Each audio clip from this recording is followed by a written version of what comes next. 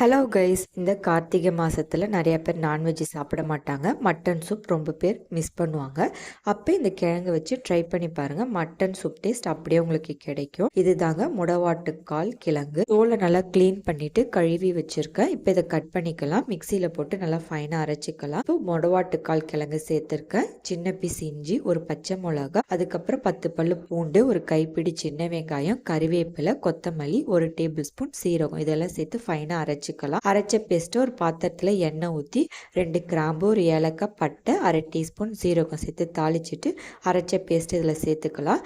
சேர்த்துட்டு நல்லா ஒரு 1.5 லிட்டர் தண்ணி சேர்த்துக்கோங்க. சேர்த்து நல்லா கொதிக்க வச்சுக்கோங்க. கொதிக்கிறப்போ 1/2 டீஸ்பூன் மஞ்சத்தூள், தேவையான அளவு உப்பு சேர்த்து நல்லா 45 மினிட்ஸ் கொதிக்க வச்சுட்டு வடிகட்டிக்கலாம். வடிகட்டினதுக்கப்புறம் அதில் கொத்தமல்லி இலை, மிளகு சேர்த்துட்டு சர்வ் பண்ணுங்கள். மட்டன் சூப் எப்படி இருக்குமோ அதே டேஸ்ட் உங்களுக்கு கிடைக்கும். கண்டிப்பாக ட்ரை பண்ணி பாருங்கள். அதுவே இந்த குளிர்காலத்துக்கும் இது உடம்புக்கும் ரொம்பவே நல்லது. ட்ரை பண்ணி பாருங்கள்.